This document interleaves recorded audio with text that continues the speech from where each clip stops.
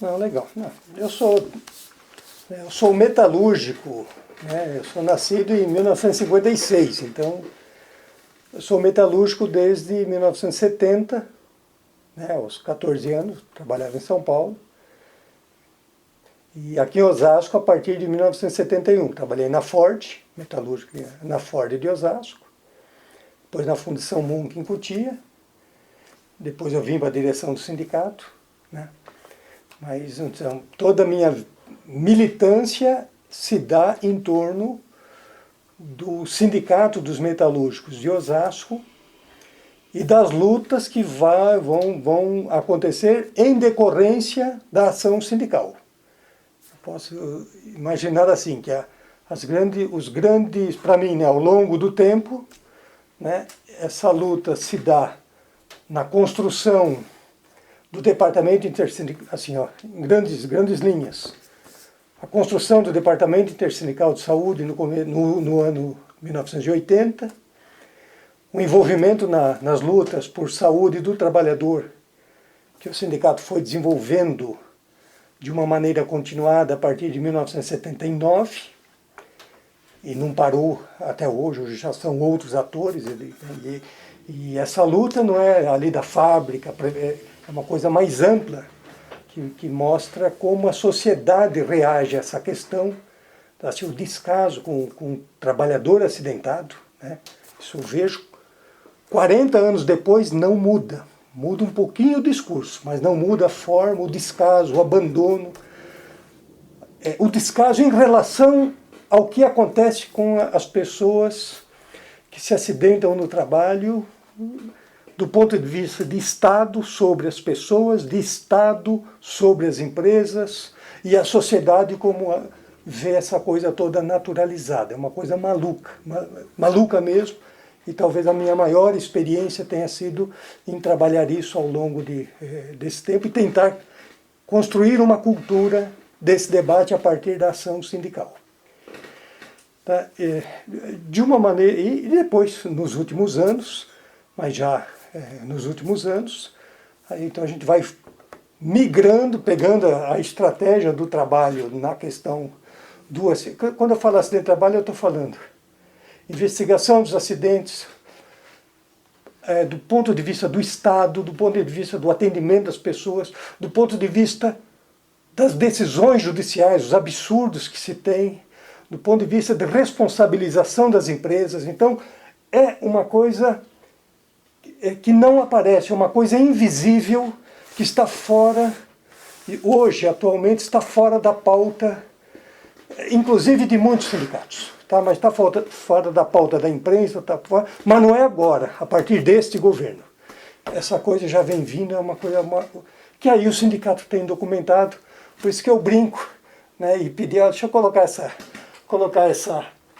esse banner, porque esse banner foi um vídeo que nós fizemos na quarentena, tá? E quem fez está aqui, é o Felipe, né? O Felipe que ajudou a organizar o vídeo, que é um vídeo de uma documentação, a gente mostrando, né, o que foi acontecendo nessa transformação de Osasco nesse período, tá? Mas no fim as pessoas, quando bate nas pessoas, as pessoas morrem, e no fim não acontece absolutamente nada. Então esses personagens que provavelmente a gente vai tentar deixar visível a partir de uma ação que eu vou desenvolver o ano que vem.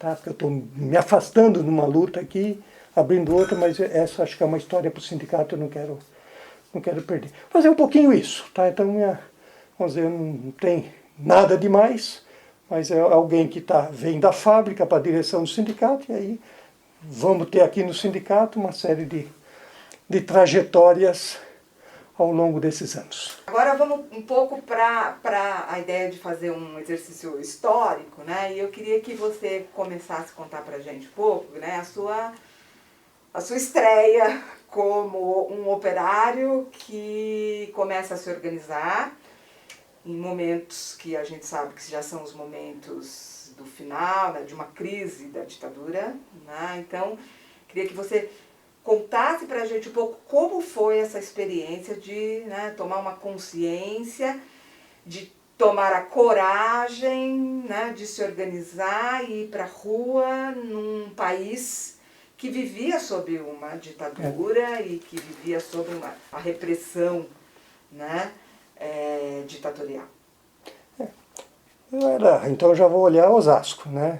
Meu segundo emprego era funcionário da Ford, fiz o Senai pela Ford de Osasco e me associei ao sindicato com 16 anos de idade. Eu já era sócio aqui do sindicato. Não tinha uma visão sindical, né? Mas eu tinha essa visão de que está dentro da fábrica, você precisa estar no mínimo organizado, e tinha vários colegas que eram sindicalizados, e nós tínhamos diretores do sindicato que eram funcionários da empresa que eu trabalhava. Então, minha iniciação foi com essas pessoas, né? Mas a luta mesmo vai se dar, o que a gente via, que vai me marcar ao longo do tempo, que a gente vê essa história dentro das empresas, aí não é na sociedade, eu estou olhando na empresa, o descaso em relação à contaminação das pessoas e o acidente que as pessoas, o silêncio, a gente não tinha ideia, achava que era normal. Né? Então, a contaminação, mortes, na Ford de Osasco, como funcionário achava que aquilo era uma coisa que fazia parte do trabalho. A gente saindo do Senai, fazendo curso do Senai, tem essa visão ali, imagina outras empresas que a pessoa não tinha acesso a nada. Né? Mas aqui da Ford, eu fui para a Fundição Munk, né? Estava abrindo a empresa, uma empresa em Cotia, no quilômetro 25, da Raposo Tavares. Então, vou para lá, eu achava que ia ganhar mais, então estava acabando o Senai, cara, fui lá para a Fundição Munk, foi ótimo para mim. Mas lá, sim, né, a gente foi conhecer também essa história da realidade de dentro da fábrica, nessa empresa, em termos de também acidentes, mortes. Aqui também a gente não tinha noção disso. Agora, na fundição, já muito mais, já com clareza disso. E isso foi, provavelmente, isso me trouxe para a direção do sindicato, na formação daquela chapa emblemática, quando o Enos rompeu com o Zé Pedro. Né? Hoje somos mas rompeu lá com o Zé Pedro, e o Papão, o pessoal lá que estava em torno do Enos, estavam à busca de formação de uma chapa para enfrentar aquele racha que ele teve lá com o Zé Pedro. E por isso, se não tivesse aquele racha, talvez eu nunca viesse para o sindicato. Eu não conhecia o Zé Pedro. Tá? Mas aí, conheci enfrentando nas eleições, ganhamos as eleições, e aí começa a nossa trajetória aqui dentro, e foi muito interessante, porque nós assumimos em março de 1978, eu já vim para a direção do sindicato como tesoureiro, né, eu tinha 21 anos, ia fazer 21 anos. Deixa eu ver, eu sou de 56, estamos em 78, maio de 56, eu tinha 21 anos, faria 22 anos em maio. Né, e vim, mas para mim, sempre essa burocracia, eu sempre fui alérgico à burocracia do sindicato, né? Então eu tive sempre comecei uma trajetória de porta de fábrica, fui aprender a dirigir, né? Não dirigia carro, então diretor daquela época que não dirigisse não conseguia ser dirigente desse sindicato, naquele momento, né? Porque o sindicato ele tinha, até aquele momento ele tinha 2 veículos aqui, um para o presidente e um para o cobrador, tesoureiro, cobrador do sindicato. Você não tinha uma estrutura de porta de fábrica, de luta, não existia. Tá? Claro, eles estavam vivendo essa história da ditadura, então o jornal aqui tinha uma máquina offset, aliás, uma máquina Gestetner a tinta, eu lembro isso, que era rodada aqui, um boletim de meia folha assim, próximo à campanha salarial. Então não tinha estrutura, o sindicato não tinha estrutura de contato com a base, ele tinha estrutura aqui no centro, basicamente, no centro. Né? Então Zé Pedro, primeiro direção, depois oposição dentro da Bromboveri, você tinha a Cobrasma aqui, você tinha a Ford, tudo próximo. Agora nos outros municípios tudo abandonado. Né?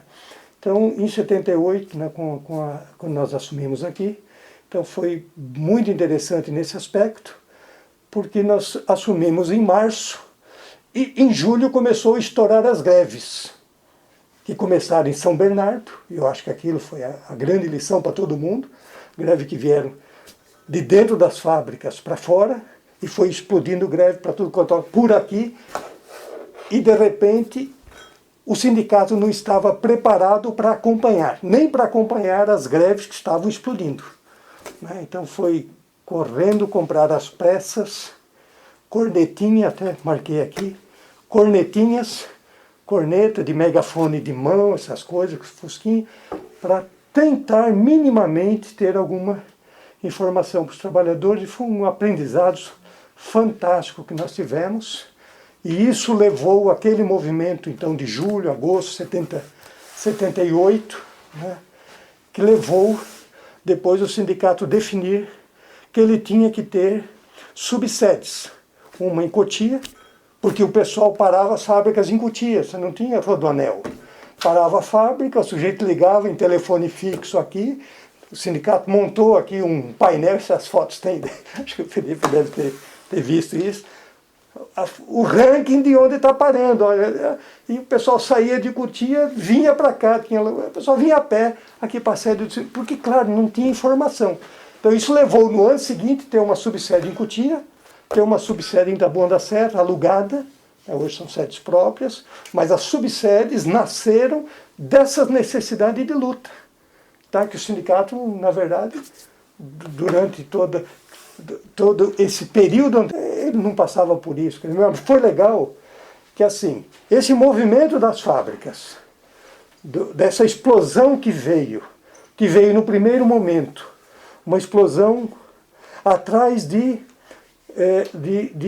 enfrentar o arroxo, que era salário, né? Olha, eu quero aumento de salário. Então a luta era os aumentos de salário, paralisação por 10, 15, 20% de aumentos de salário que ocorreu naquele momento, que era a pauta que os jornais estão aí para documentar. Mas aquilo era, vamos dizer, a pontinha do iceberg, porque por trás daquilo, já no ano seguinte, então nós tivemos um episódio interessante já, quando vai falar de polícia ali, mas aquele movimento, no nosso caso aqui, fez nascer também um movimento dos trabalhadores exigindo melhores condições de trabalho. Tá? E aqui em Osasco, isso acho que no fim virou história para o movimento sindical isso. Porque o pessoal começou a lutar para exigir que mudasse os ambientes de trabalho. Nós tivemos a primeira greve aqui em 1982, greve por conta de acidente de trabalho. Depois tivemos greve em 85, mas assim, em 78, aquele movimento, ele vai então levar essa bandeira do reajuste, né, de correção salarial, de aumento salarial, que era a pauta aumento salarial, não era outra pauta, que aí vinha e nasceu de São Bernardo e veio, foi fantástico isso. Isso vai levar o sindicato a ter uma nova organização. E no ano seguinte, esse movimento, então no ano seguinte, no nosso caso, ele vai desembocar num movimento intersindical que vai levar à construção das semanas de saúde do trabalhador no estado de São Paulo. E no ano seguinte, isso cria o Departamento Intersindical de Saúde, tá? O DIESAT, em agosto de 1980. Mas em 79 nós tivemos um ano, então, riquíssimo com essa nova bandeira que estava fora da pauta, era uma bandeira reprimida. A própria luta pelo salário estava reprimida pela ditadura, mas a questão das condições de trabalho começaram a ficar claro, porque, por exemplo, não havia fiscalização do trabalho nas empresas. Hoje a coisa está degringolando tudo, mas não havia fiscalização do trabalho. Fiscais do trabalho que existiam eram fiscais de cartão de ponto, fiscais para ver férias. Não tinha. A minha professora primária, que eu gostava de morar perto da minha casa, pessoa fantástica, passou no concurso de fiscal do trabalho.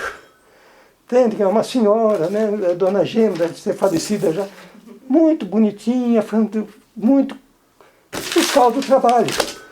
Quer dizer, acho que nunca aparecesse uma fábrica para ela entrar fiscalizar, ela tinha um ataque lá. Mas é uma pessoa muito...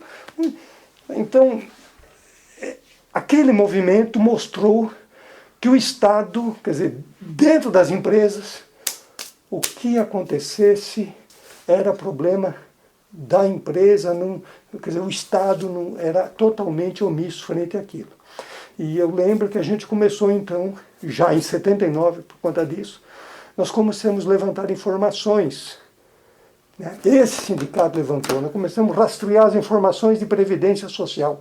Aqui na região, funcionando plenamente, Cobrasma, com caldeiraria, com fundição, Ervi, né? Não é metalúrgica, é Ervi aqui, né? com sílica, né? Com sílica, Brombovelli com caldeiraria, outras Ford com fundição. E aí todas as demais empresas, químicas e tal, não tinha registro de doenças do trabalho na Previdência Social. O pessoal morria, o pessoal se acidentava. Quando você ia nos registros da Previdência, era um registro por ano. Então, isso que eu fui transformando essas informações numa luta, porque nem esse registro tinham disponíveis. Então, os sindicatos faziam um ofício aqui, levava lá no INSS, levava lá na unidade de São Roque, que respondia por um pedaço da região, que era Vargem Grande Paulista, porque assim, mas era um descaso, não tinha. E esse movimento depois, anos depois, de um registro por ano, passou a ter mais de 1000 registros no mesmo ano na região. Hoje caiu tudo de novo, mas já na década de 90, esses documentos são super documentados isso, né, que já foram publicados pelo sindicato aqui várias vezes. Né? Mas era um caso assim, por quê? Porque não tinha diagnóstico, gente. Então, o sujeito está na empresa, está no barulho, está morrendo, está com poeira, está acontecendo tudo. Os serviços médicos das empresas não enxergam. A Previdência não enxerga. O cara morre sem ficar doente. Né? Quer dizer, a morte por acidente que tinha aqui é quando é o acidente chamado ali, o acidente típico, morreu na hora, mas é uma coisa maluca. Então, acho que aquele movimento de 78 permitiu para nós aqui ter eu acho que assim, esse sindicato, ele conseguiu perceber isso e conseguiu chamar os trabalhadores para discutir isso. Né? Então foi muito interessante, a gente teve eventos muito interessantes nisso, aí são datas, maio de 79, o sindicato era do prédio do lado de lá, tinha 173 pessoas em campanha salarial, o sindicato não punha essa quantidade de gente no auditório. 173 pessoas. Setembro de 79, 200 e poucas pessoas. Na segunda semana de saúde. No comecinho dos anos 80, que a gente faria a terceira semana de saúde do trabalhador no estado de São Paulo, o movimento sindical não conseguia fazer na verdade, a gente sempre não citou isso nos nossos escritos aqui dentro do cinema, mas foi esse fato.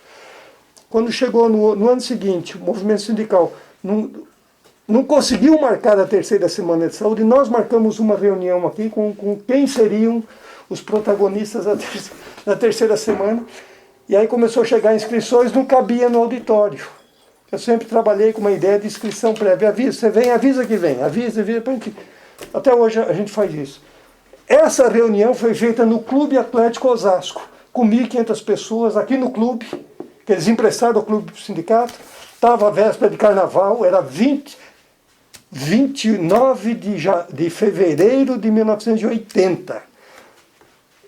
E tinha carnaval, estava em volta do carnaval. Então nós fizemos um evento com próximo a 1.500 pessoas no auditório do Clube Atlético Osasco, tudo enfeitadinho de carnaval. A partir daí, em julho, nasce o ciclo de debates, descentralizado, e aí hoje já paramos no 41º ciclo, em julho agora. Mas sim, mas era um movimento muito rico das pessoas lutarem, né, das pessoas dar visibilidade, de repente falar, olha, não existe fiscalização, a gente conseguir brigar por isso, a gente sair daqui, conseguir marcar com o ministro, né, com Murilo Macedo, essa cambada, a gente conseguia isso, conseguia fazer pauta de ministro para ver essas questões, sabe? Depois conseguimos que ministros viessem a Osasco. Então, nós tivemos aí O Felipe documentou bem isso.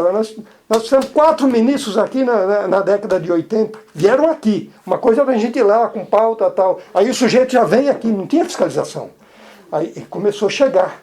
Mas por conta dessa movimentação aí, né, já no finalzinho da década de 80, mas então ele fez.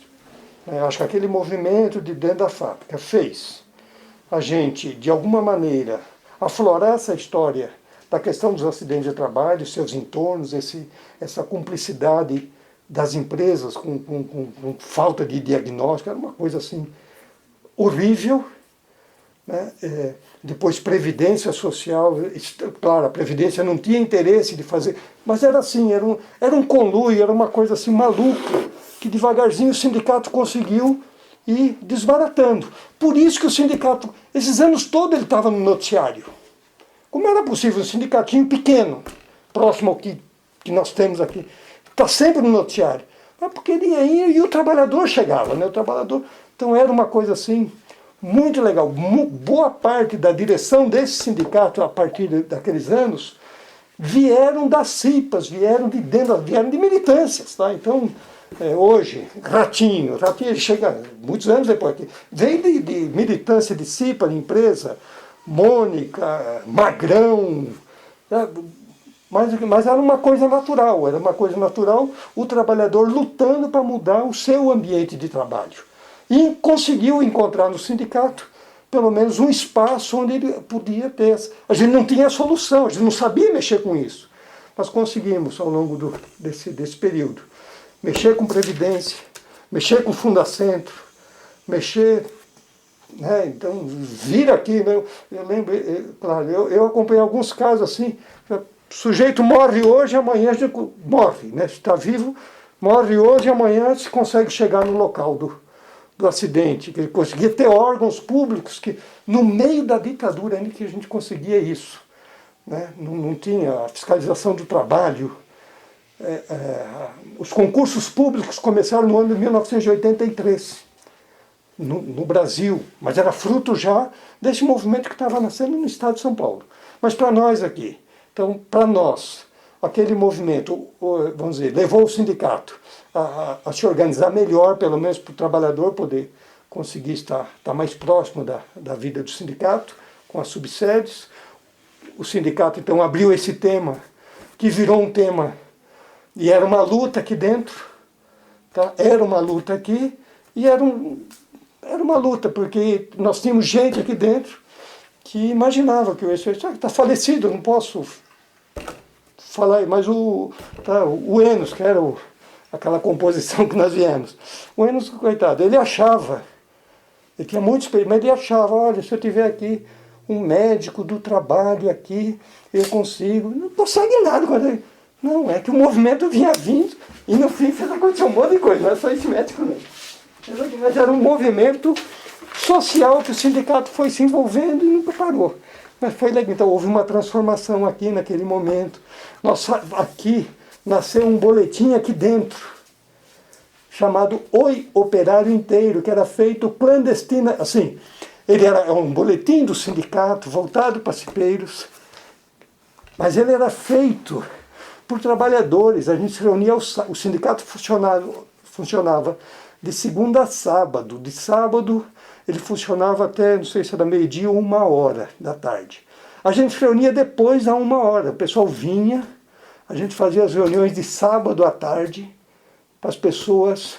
Eles davam um boletimzinho muito simples, rodado na própria gráfica do sindicato, mas as ideias, as informações vinham das fábricas, do pessoal das fábricas que aceitava. E era um problemão, às vezes, porque às vezes nós mesmos da diretoria, às vezes o sujeito não conseguia entender aquilo. Ou às vezes não tinha aquele grande envolvimento naquilo, mas o trabalhador vinha. Hoje eu tenho isso com deficiência de trabalho. Eu tenho muita gente, muito trabalhador com deficiência, está sempre dentro aqui cutucando a vida do sindicato, que é muito legal. Mas a gente vivia aquela experiência, que eram reuniões que a gente fazia de sábados à tarde, que fazia a pauta do boletim, e dessa pauta aí o Carlos Marques, o pessoal desenvolvia. O Glauco trabalhou aqui no sindicato nessa época. O Glauco, né, então foi o cartunista Glauco, ele trabalhou aqui antes de ir para a Folha, Ele trabalhou aqui em 82, 84. Então, imagina, você tem um boletim feito, muito simples, ilustrado pelo Glauco.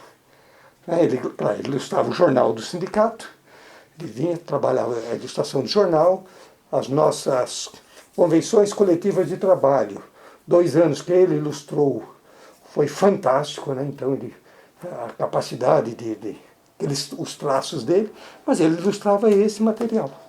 Né? Ele era jovem também, mas aquilo permitiu o sindicato ter uma dinâmica com os trabalhadores muito interessante.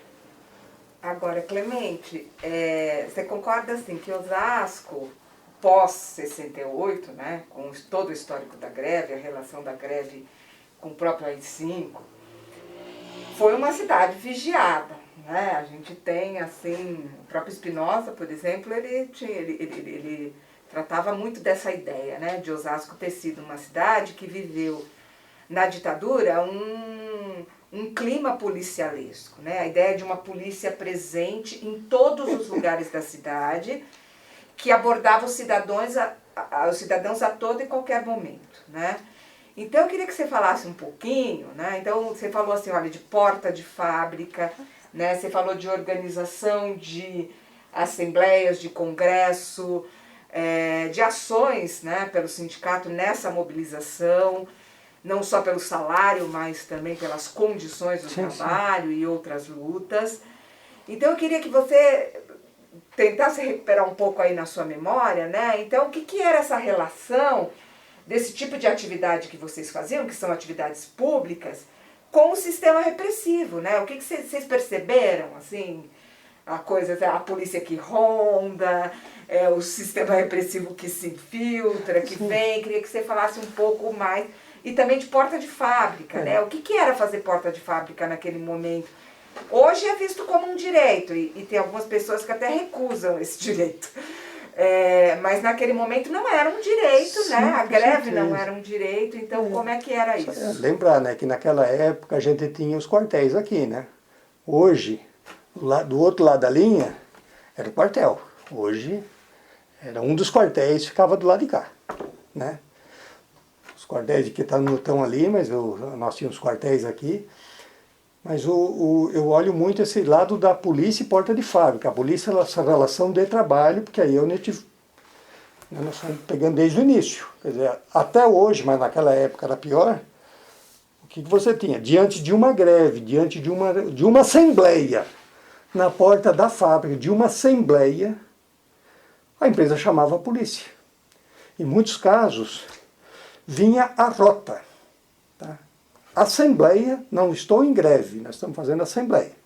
Tá? Eu anotei dois casos aqui para não esquecer, mas olhando a relação polícia e a porta de fábrica, porque polícia e sociedade acho que é um pouquinho pior, mas polícia e a porta de fábrica.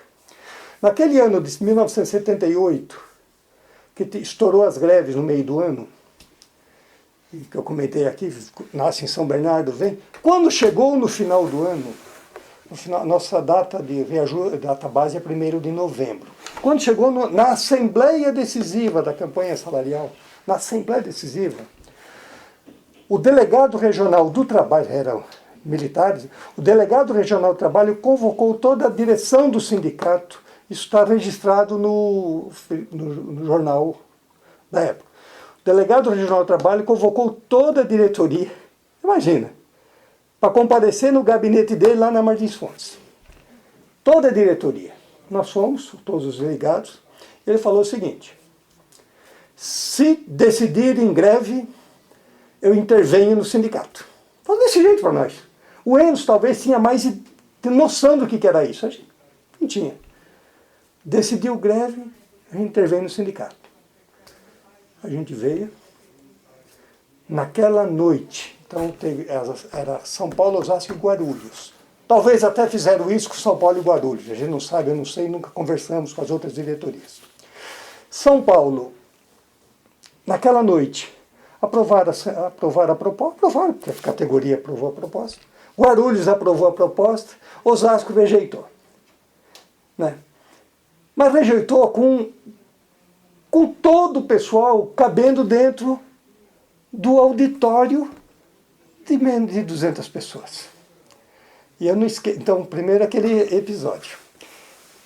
E eu não esqueço. Falei, olha, eu já fazia Cotia, então naquele momento a gente ia direto para Cotia, né, porque eu era de uma fábrica de Cotia, né, da Fundição Mung, então eu fazia aquela região. Então nós combinamos ali. Fecha a porta do sindicato, o Enos tomou essa, acho que ele imagina. Fecha, ó, vamos organizar quem vai para onde, do pessoal que está aqui. Aí nós somos um grupo que ia comigo para Cotia, um grupo aqui, mas então essa parte da repressão que a gente vê nas fábricas, então se deu aí, você não tem uma coisa localizada, você teve...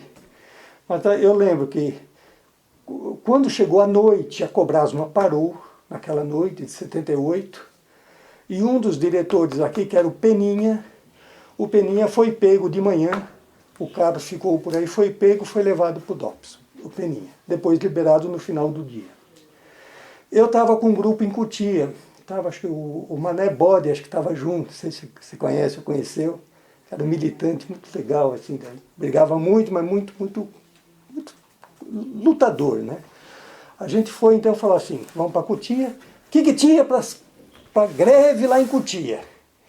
Tinha um carro, que era o que estava comigo, né, um carro, e o pessoal que cabia dentro do carro, nós fomos para Cotia. Vamos começar na maior empresa da região, que era a Luca, que era a CAV, né, que na época tinha 1.500 funcionários, entrava às 6 horas, a partir dessa é a empresa da rainha, a família da rainha da Inglaterra. Né? Hoje não existe mais, foi embora. Mas nós fomos lá nessa empresa. A partir dali, para a fábrica, porque já teve uma greve importante de 13 dias no meio do ano lá, né? Naturalmente essa greve, o pessoal parado lá dentro, foi muito bacana. O que aconteceu? Parado com o carro, esperando os ônibus chegarem. Claro, primeiro a gente não ia segurar absolutamente nada, porque eram vários ônibus, e entraram e nós ficamos... Aí chegou uma viatura de polícia. O que vocês estão fazendo aqui? Nós estamos lá com o boletim, decisão, Assembleia decidiu a greve, o folhetinho, né?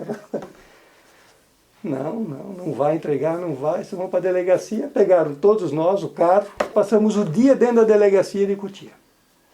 A delegacia de polícia de Cotia ali. Claro, eles estavam sabendo as informações, a gente não estava. Tá? Depois ficamos, aí no final do dia,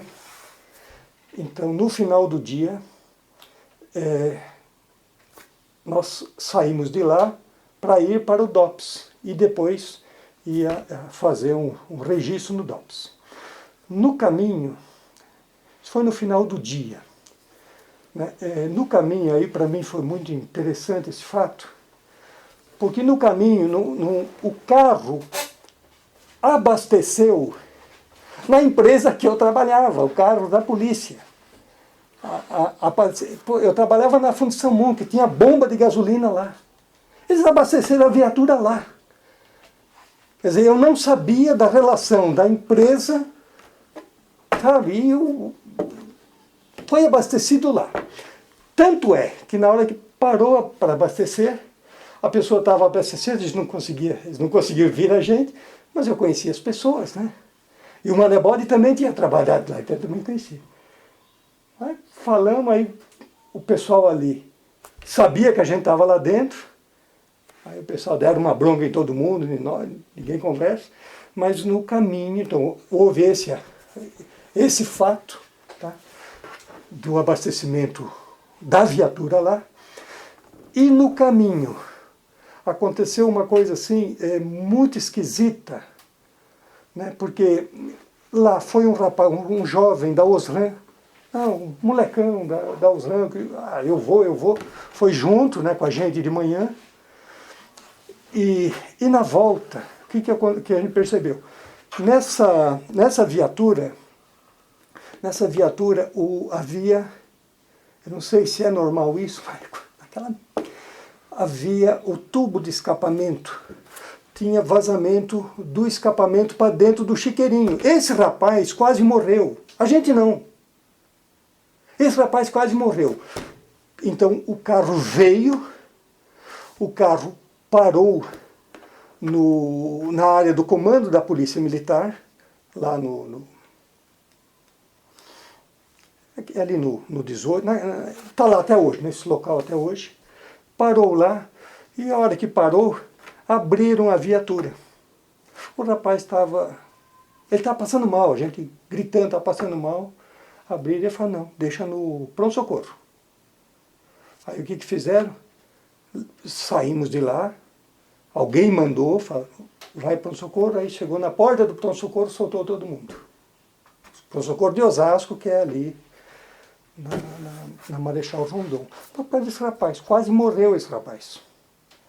A gente não tivemos problema, mas esse rapaz quase morreu. Esse rapaz era um funcionário da Osram. Tá? Então eu lembro disso, quer dizer, provavelmente estava tudo mapeado, né? Foi lá, então eles não tiveram dificuldade nenhuma. Em Cotia só tinha um grupo pequeno numa fábrica. Tirou aquele grupo, não tinha ninguém. Em Osasco tinha um grupo pequeno aqui para cobrar as matar, tira as pessoas, acabou. E Itabon foi a mesma coisa. Né? Então, aquela assembleia tem uma, aqui não era o sindicato, aqui era uma outra casa, e ficou uma viatura da polícia aqui com o farol ligado, o pessoal chegando para a assembleia, o farol ligado para frente ali do sindicato, nessa ruinha. Né? Então, e essas casas existiam, tudo. Então eu lembro aquele um fato, assim, né? Talvez uma loucura. Não, aliás, desculpa, ano de 1979, eu estou mentindo, não é 78, Felipe, que eu não achava. Por quê? Porque nós lançamos, foi 79, porque nós, na inauguração da subsede em Cotia, a gente procurou lugar para achar e não achava. Então nós alugamos um prédio que era de um despachante lá, que era em cima do despachante Castelli, não esqueça até hoje, pertinho da delegacia. No dia da inauguração, não cabia o pessoal lá, era um sábado. Então combinamos com o padre, e ele liberou para a gente fazer no salão paroquial, um show com a Diana Pequeno. Ela estava começando a carreira dela. Tá? O Marx tinha amizade com ela, então foi isso. Então não é 78, minha memória é 79. A questão da greve, de chamar a gente lá, foi 78. A história da CAV foi 79. Quando nós inauguramos a subsede, e eu estava à frente da organização da subsede, da escolha, eu até brinquei, porque alguém falou, pô, mas a subsede está perto da delegacia. Na verdade, quase em frente, né? E a gente estava no salão paroquial, no sábado. Aí eu falei brincando, né? Porque na verdade foi o único local que nós achamos que tinha 4 salas e tal. Falei, não, gente, está bem local, está bem perto do centro de Osasco, que se aparecer algum patrão para encher o saco, nós manda prender. Não lembro disso, que foi essa brincadeira, acho que se falar com o Marcos, talvez ele vai lembrar essa história. E depois aí ela foi acho que inaugurada em setembro, e nós ficamos detidos em novembro, lá. Tá? Mas, então eu lembro desse fato, tá? Mas de uma coisa assim, estúpida, porque o rapaz estava ali, a gente estava simplesmente indo para a fábrica, no nosso entendimento, era a primeira dali, tinha outras. Se eu fosse direto para a Fundição Munk, que eu era funcionário, com certeza eu teria o pelo. A Munk entrava às 7h30, e a outra empresa entrava às 6 da manhã, então vamos começar por aquela, depois no fim não teve nem aquela. Né? Então acho que eu lembro desse episódio assim, tá? E depois esses outros, né? Que foi aqui na Meridional, já anos depois, tá? Também um fato corriqueiro, tem greve, chega a polícia, tal. Na Meridional não tinha greve. Meridional é uma empresa que tinha cerca de 700 funcionários, fabricante de baixelas e talheres, e a gente sempre denunciava. Eu sei que os escritos do sindicato sempre falavam, talheres, sangue de menores, lustra talheres da Meridional. Então isso a gente sempre escrevia, tanto é que o ministro, eu acho que foi ainda o Murilo Macedo, mandou a Fundacentro, eu fiz uma denúncia na Bahia, numa reunião da Sociedade Brasileira para o Progresso da Ciência na Bahia, em julho, eu acho que foi de 2010, de 80, 81 ou 82, acho que 81, porque aí nós tivemos a Conferência Nacional das Classes Trabalhadoras em agosto de 81, julho de 81, fiz a denúncia lá, saiu nos jornais, aí o ministro chamou a gente, que a Fundação chamasse, que olha, nós vamos fazer um estudo naquela empresa, e fizeram, né, por conta das denúncias, era 81, agosto de 81, e nós recebemos o relatório em 85, quando o Tancredo tinha morrido e entrou o Sarney na 85, mas o relatório ficou pronto. Uns meses antes, nós estávamos numa assembleia na empresa, assim, empresa 700 funcionários, chegou a ter 800 funcionários, tinha um sócio. Esse sócio era o chefe de segurança do trabalho, segurança patrimonial da empresa, ETNI. O único sócio. Por que ele era sócio? Porque ele vinha participar das assembleias para ver se via alguém da Meridional. Como ele era sócio, a carteirinha entrava. Aí depois nós descobrimos isso. Mas foi interessante que numa assembleia na porta da empresa, a gente já sabia desse fato. Numa assembleia nós subimos em cima da perua do sindicato, uma picape. Subimos em cima da picape para fazer a assembleia ali com a turma. Daqui a pouco chega uma viatura da rota. Para de falar! Às 6 horas da manhã. Não. Cara, não sei. Para de falar. Não. Foi lá e cortaram a fiação. Então eu não esqueço isso. Mas cortou a fiação ali. Né? Cortou a fiação ali, o pessoal ficou assustado, os trabalhadores entraram. Mas nós sempre tivemos uma conduta. Aconteceu isso, a polícia está aqui, vamos falar com o comando. Aí nós fomos falar com o comando nesse mesmo local que a viatura tinha parado lá na guerra. Vamos lá no comando. Olha, aconteceu isso. Quer dizer, é viatura de São Paulo que está vindo, quer dizer, a empresa liga para alguém de São Paulo, uma viatura que aparece aqui, uma viatura da rota. Quando nós marcamos a reunião, acho que foi no mesmo dia ou no dia seguinte, fomos lá, nós colocamos isso no jornal, então tem documentado, levantamos isso, um absurdo, porque está sendo tolhido o trabalho do sindicato, e aí a situação que era a Meridional. Essa empresa depois entrou em greve em julho daquele ano, mas isso era um pouco antes. Aí nós colocamos essa questão lá, foi o presidente, falou, bem, aí eles falaram, não, quem nos atendeu lá, o oficial que nos atendeu, falou, olha, uma empresa do Piratininga, Rua Vicente Rodrigues, só vai alguma viatura lá se o oficial de dia autorizar, ele não sabe, tá? Que sempre tem um oficial de dia, ele vai ter que autorizar. Essa empresa é um problema, porque nós estamos organizando o refeitório deles, e a empresa estava fazendo a doação dos talheres. Ele contou isso para a gente, falou, mas não pode ter isso, são coisas diferentes. Está fazendo uma doação, mas aí está impedindo o trabalho, e a polícia está fazendo um papel que não é dela. Eu não esqueço dessa história ali, que depois vai se repetir em outros locais. Claro, quando foi com o sindicato, a gente tentou sempre fazer um contraponto. Né? Nós tivemos um diretor numa empresa metalúrgica exata em Cotia, uma greve também, natural ali, uma greve na empresa. Durante a greve, então a greve. Eu estou lá com um grupo de gente na porta da fábrica, chegam umas viaturas, está normal, a greve está ali, e pegam um dos diretores aqui do sindicato, né, que estava ali à frente, e deram uma pancada no joelho dele. Esse rapaz ele já faleceu, mas ele nunca mais conseguiu andar normal. Ele ficou um tempo, muito tempo afastado, quebrou, acho que é rótulo, não sei, mas quebrou essa parte.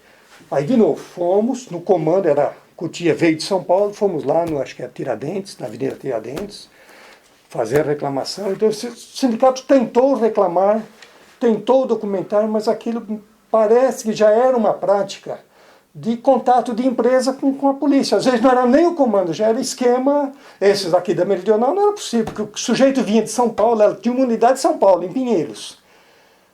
Tá, a fábrica está aqui, tem polícia por aqui, por que vem o sujeito de São Paulo, da rota aqui na fábrica de Osasco? Tinha esquema.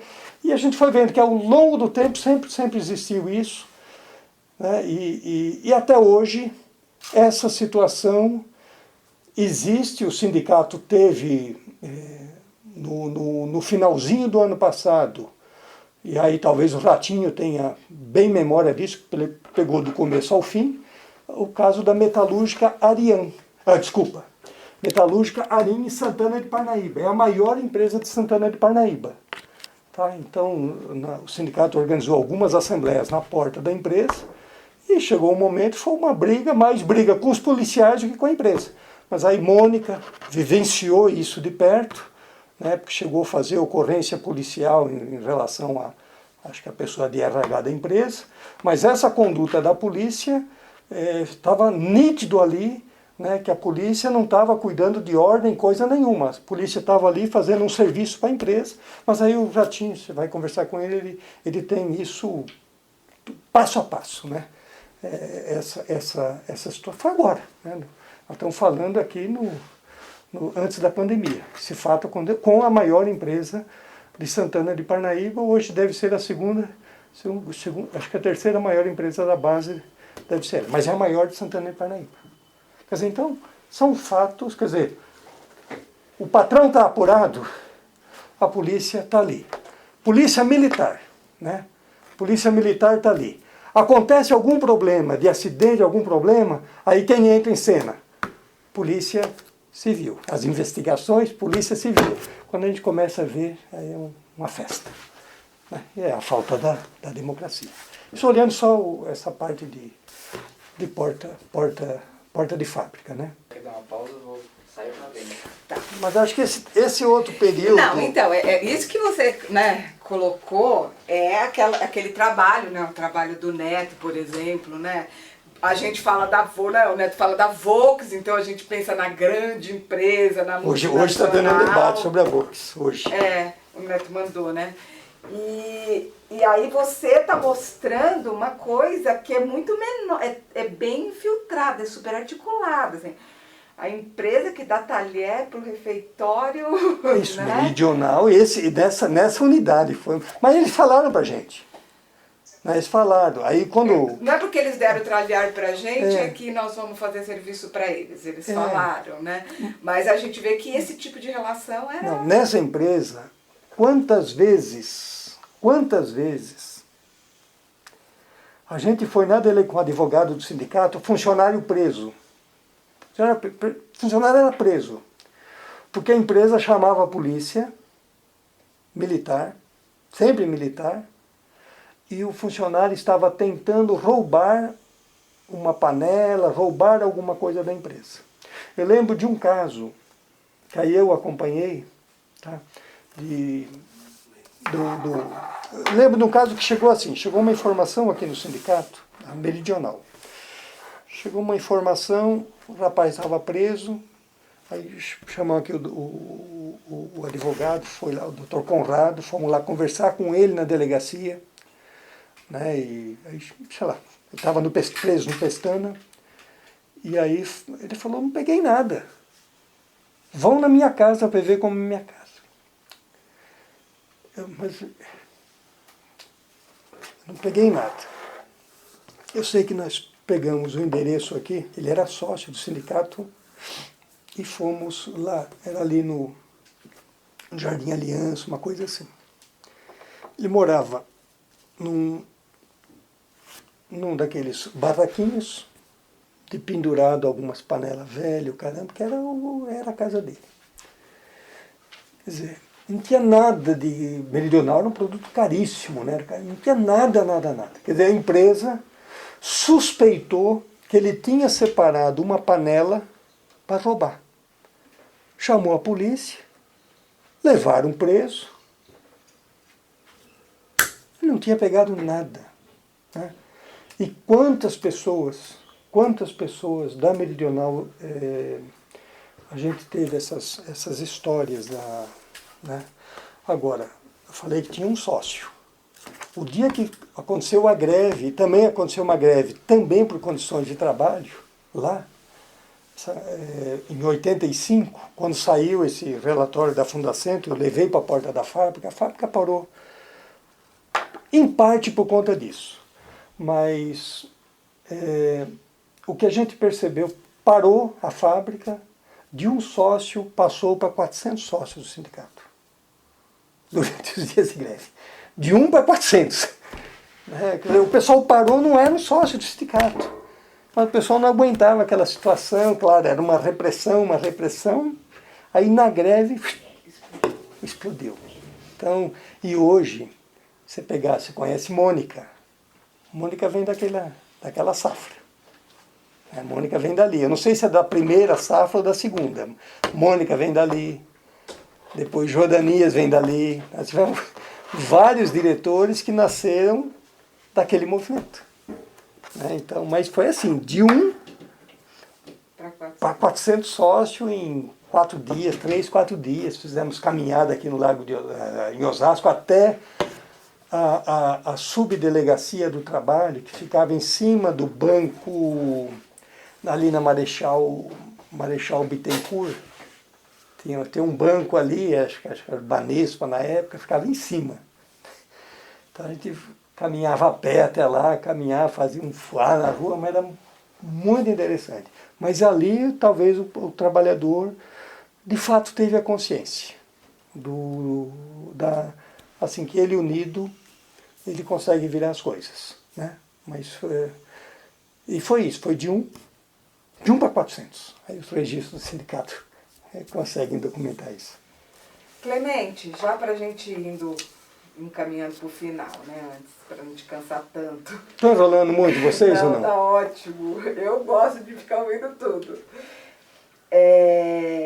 Eu queria te perguntar uma coisa que é assim, agora você até começou a falar, em 85, dessa caminhada que vocês fizeram, né, passado pela fábrica. 85, na verdade, a gente já estava no que seria, né, a nossa democratização, a transição. Né, a transição. Mas eu queria que você falasse um pouco para mim das experiências do sindicato em se organizar para participar de grandes manifestações de rua, né? Assim, como é que vocês fazem, como é que vocês se organizam, se vocês se preparam, debate sobre isso, né? Justamente para enfrentar o que pode vir a ser o não direito à manifestação. Tá vindo, né? Tá vindo aí. E aí eu queria que você falasse um pouco disso pra gente, desde lá de trás, ou experiências mais recentes, aí tanto faz, você pensa aí o que você quer falar. De fábrica é isso, né? O que você vai ter, às vezes, uma coisa ou outra de extremo, mas vamos dizer assim, enquanto direção, a gente sempre foi contra nós fazermos isso, de utilizar, por exemplo, numa greve, pé de galinha, essas coisas, mas de alguma maneira, vamos dizer assim, junto às fábricas, o sindicato sempre teve esse tipo de conduta. Tá? Tenta fazer assembleia, tenta garantir, vamos dizer, o espaço, né, o espaço da discussão, sempre. Junto aos demais movimentos.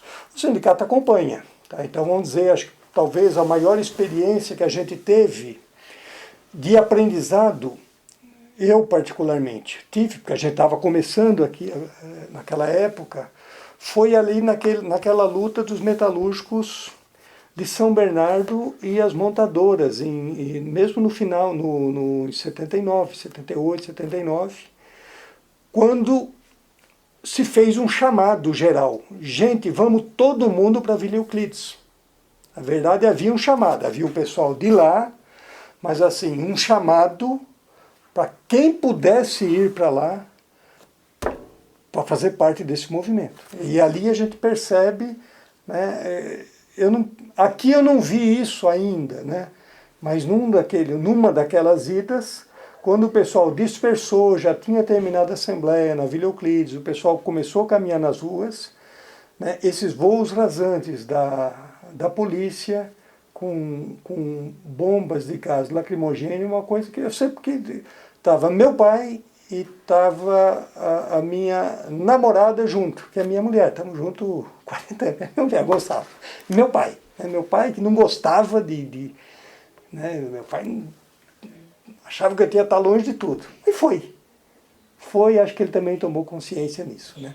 Mas assim, então, precisa dar uma força? Vamos lá, mas o que é para a gente fazer? É sempre isso. Tem qualquer movimento aqui. Uma é quando a gente está organizando. Então, o sindicato, em determinado momento, eu estou lá, num determinado momento, nós estamos fazendo uma passeata contra o imposto de renda. Tá? E conta assim, uma passeata, um movimento para a atualização da tabela do imposto de renda. Então, tinha aqui um pessoal da imprensa aqui muito criativo, falecido, o Pavão, né, Eduardo Pavão, o Jefferson Martinho, muitos anos ficou aqui na imprensa daqui. Aí alguém bola, vamos contratar um circo, vamos contratar um leão de circo para levar para a porta das fábricas. Então esse lance, de repente, um movimento, que é um movimento simples, claro, aí não vai ser exatamente isso, mas você fala, olha, eu vou lutar contra a não renovação da tabela do imposto de renda, mas o símbolo do imposto de renda era o leão, né? Aí você pega e leva um leão para a porta de fábrica, assim, a negociação com o circo, porque você tem que dar garantia para o animal, tudo, e a negociação não era pagamento, era em carne para o animal. Tá? Então, porque era no meio da semana, o circo não estava em atividade, então você tinha que fornecer tantos quilos de carne, aí tem uma regra para o animal, o domador vinha junto para acompanhar, mas não havia pagamento, o circo não cobrou nada. Né? No fim, também foi propaganda para o circo. Mas foi muito interessante. Aí você chegava com o leão aqui, né, enjaulado, nas portas de fábrica, depois você andava com ele, era uma festa, né? E nós trouxemos, então, esse tipo de movimento, eu sempre reuni muita gente, né? Nós tivemos um movimento também na época ali do Collor, né? Nós tivemos um movimento, uma época do Collor, do Fora Collor. Nós trouxemos uma zebra, acho que era uma zebra que não era zebra, uma zebra pintada. Pintaram uma zebra, e aí, então aí também foi um negócio assim, do ponto de vista de imprensa, quer dizer, você tinha muitos movimentos, tal, mas a imprensa, o leão está lá. Depois você tinha o da zebra também, né, de caminhar também. No fechamento da Cobrasma, em 94, as caminhadas, então, é tranquilo. Greves que a imprensa não cobria, tá? Essa que para mim foi muito legal, e foi na empresa que aí eu era funcionário, né? Eu tinha saído de Cotia, estou aqui em Osasco. A fábrica está em greve quase 30 dias. Empresa pequena, não vou conversar.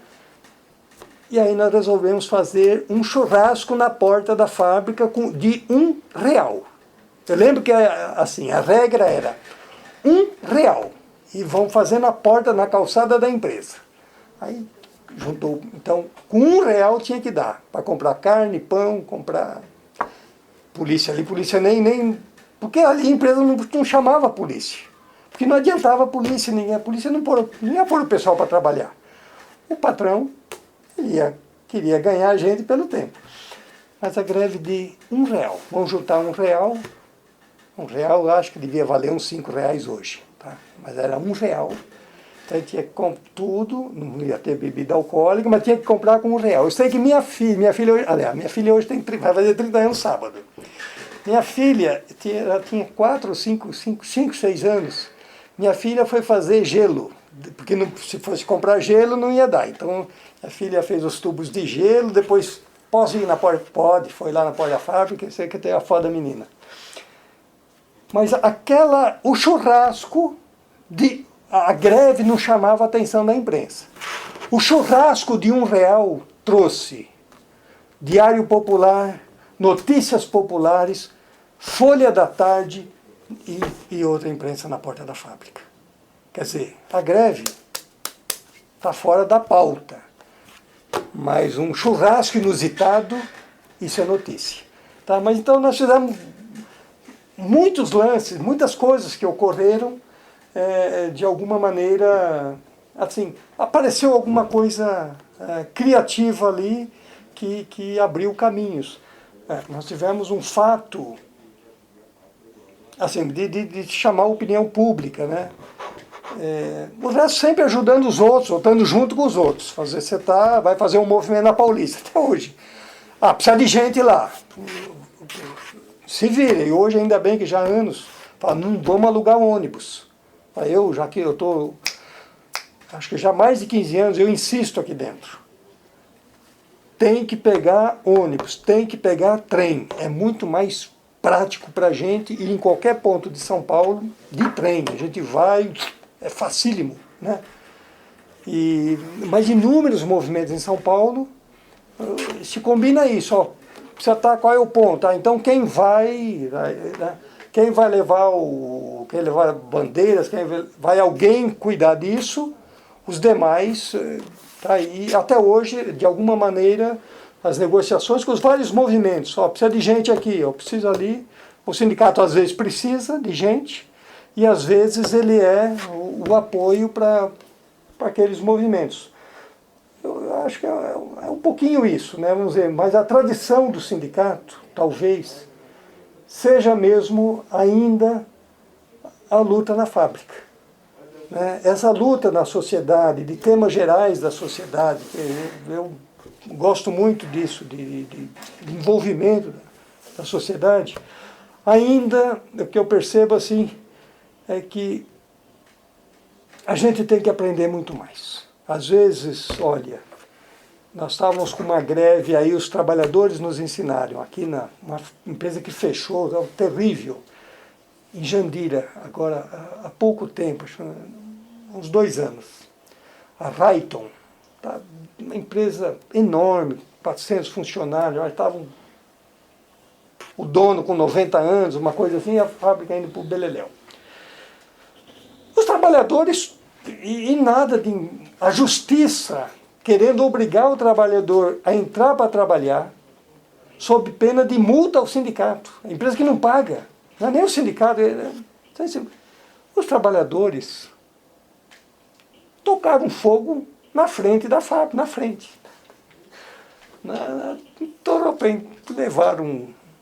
Levaram pneus, tocaram fogo na avenida João de Góes.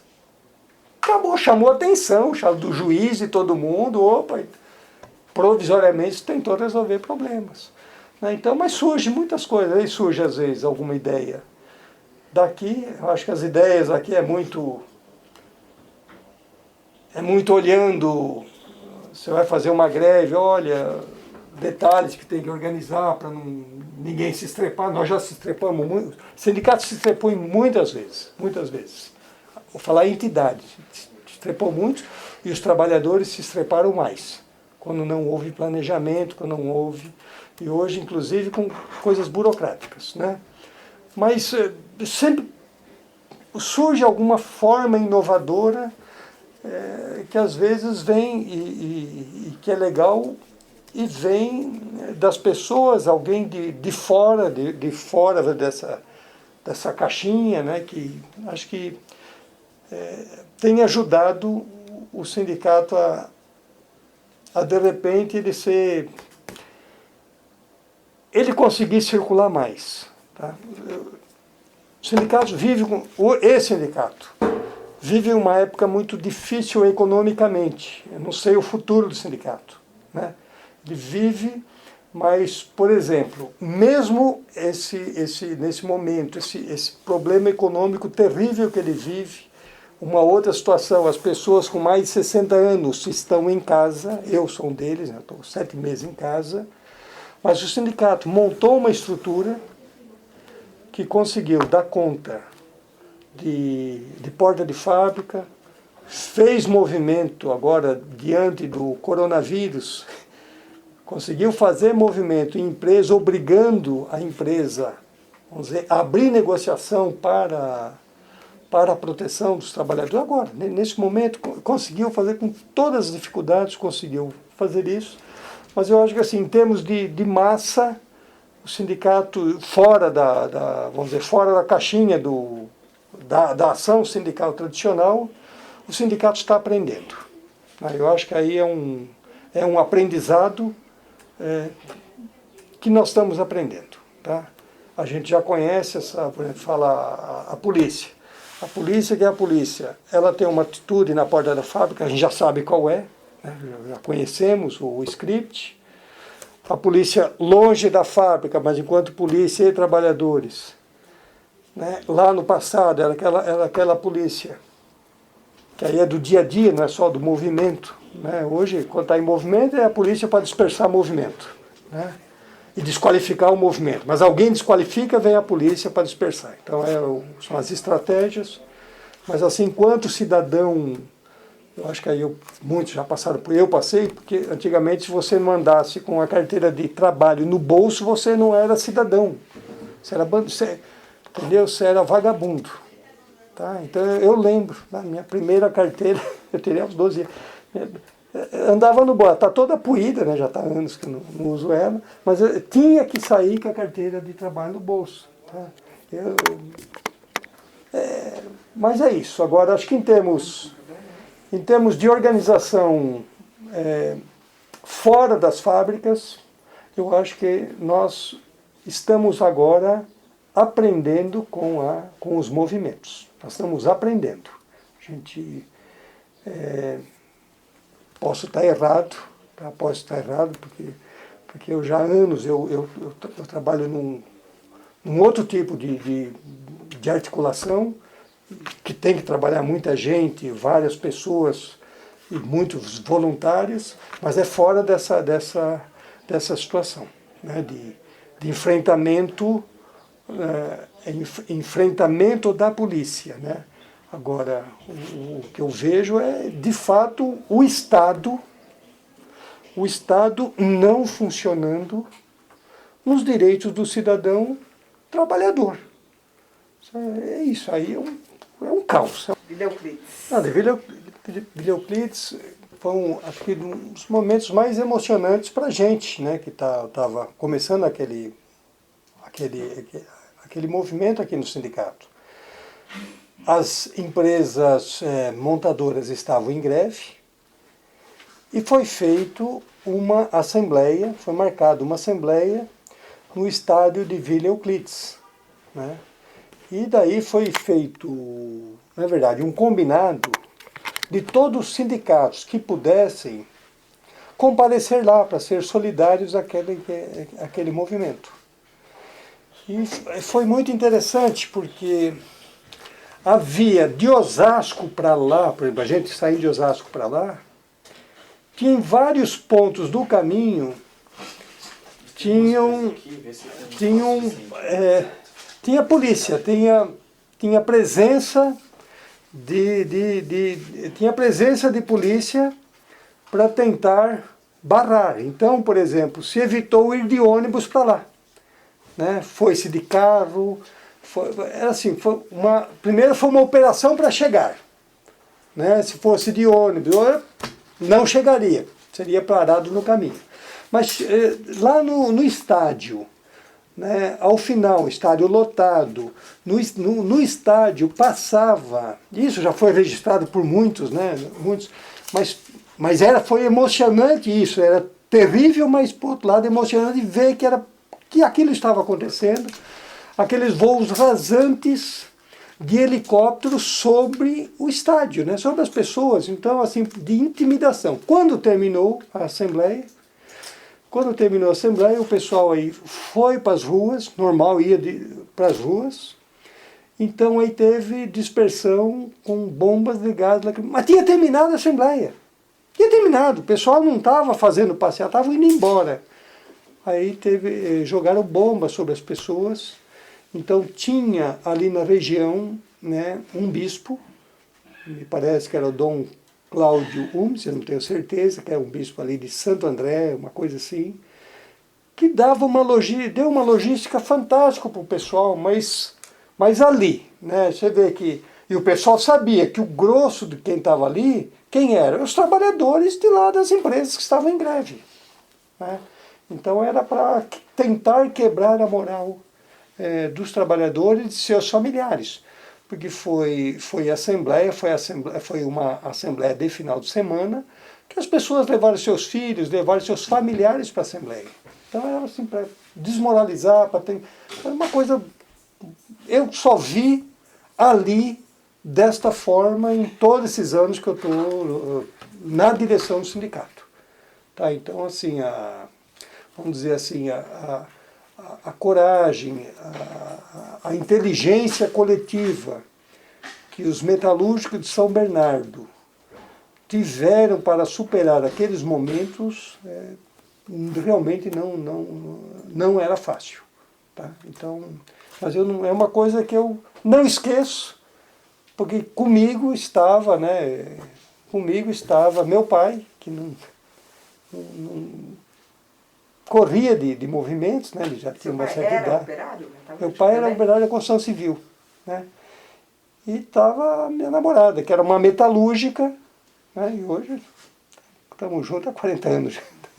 Mas eu lembro assim, meu pai, a impressão dele, ele percebeu aquilo. Vamos dizer, ele que não era uma pessoa politizada, não estava no meio... Mas ele percebeu a injustiça feita com as pessoas que estavam ali. Né? Então eu senti assim, né, a importância do olhar dele para aquela situação, que a gente já estava acostumado, né? Eu era bem molecão ainda, acho que eu devia estar com 22 anos naquele momento, 22 para 23 anos.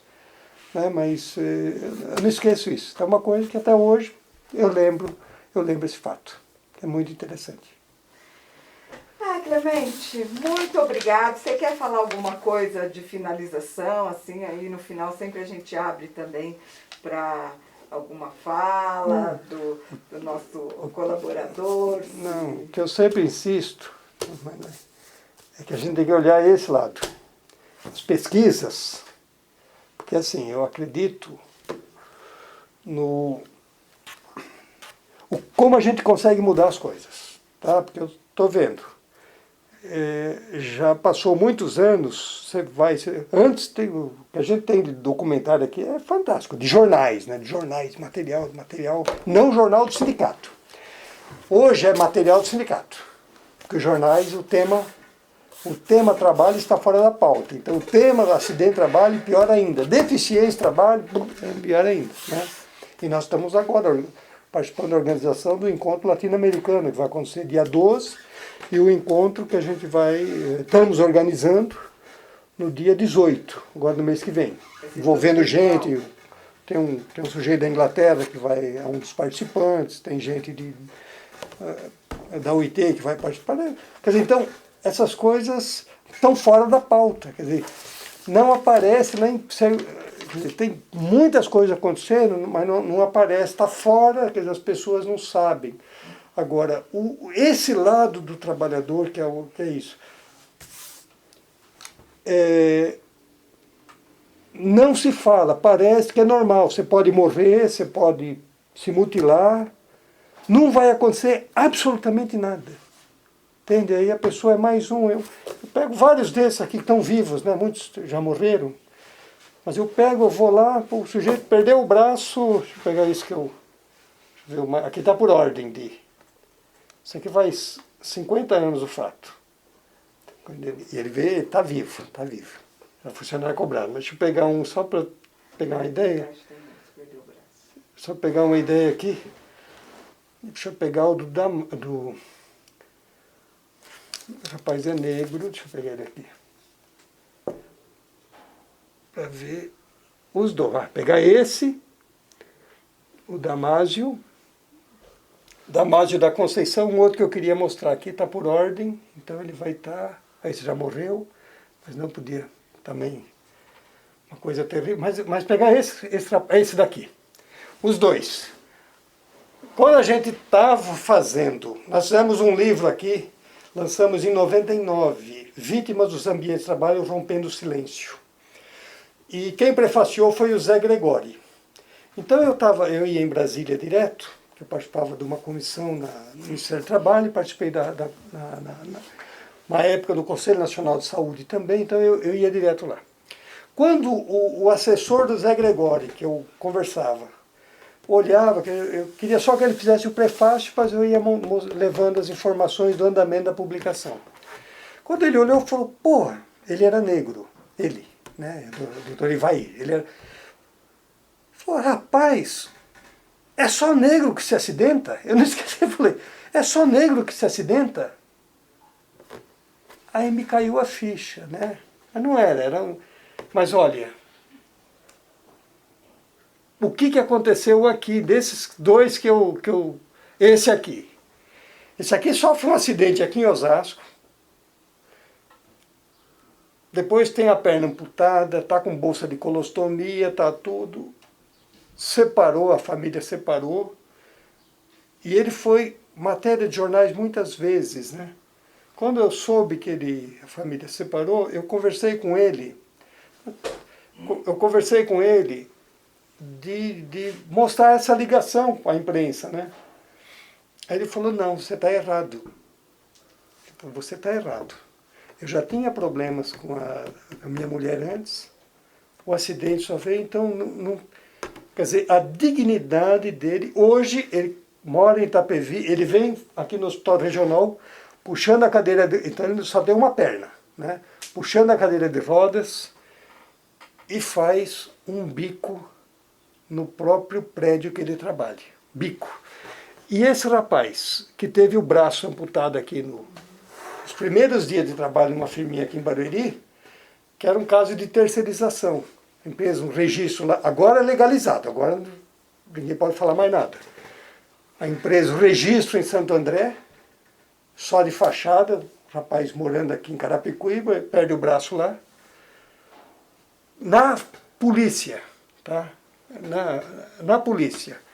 Eu fui na delegacia levar um estudo que mostrava que a polícia, que era a investigação de acidente de trabalho, que a Delegacia Geral de Polícia tinha elaborado, o escrivão virou para mim, poxa, você não vê, o rapaz é preto, nem tem estudo tem. Por quê? Porque é o inquérito policial, o boletim de ocorrência que a empresa, olha, ele não conseguiu entender as normas da empresa.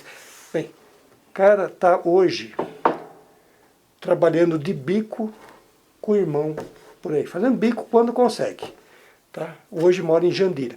Aí a gente vai vendo, acabou. E é um sem braço que está por aí, mas a história que está por trás da pessoa, acabou. Essas histórias... Tá? Se ainda teve um pouquinho de registro, foi que a gente conseguiu fazer aqui, que pintou nos jornais da época. Eu lembro um dia, ele estava indo, não tinham encaminhado para a reabilitação profissional da Previdência Social, e a médica deu alta para ele. Deu alta deu alta para retorno ao trabalho, mas sem encaminhar para a reabilitação. Aí ele veio aqui. Por que ele tinha que ir para a reabilitação? Porque ele tinha direito a ele tinha direito à reabilitação profissional e à prótese. A médica não olhou para ele. Isso era matéria saiu de jornais, notícias populares. Não. Mas assim, você vai olhando assim, quer dizer, as pessoas entram, muitos já morreram, né? Entram, saíram, não aconteceu absolutamente nada com essas pessoas. E esse é um grupo dos acidentes graves e fatais que o sindicato vem acompanhando, e aí fizemos na verdade, a preparação de um álbum digital que vamos lançar o ano que vem, que saiu esse vídeo que o Felipe aí ralou aí durante esse período e fez, da pandemia.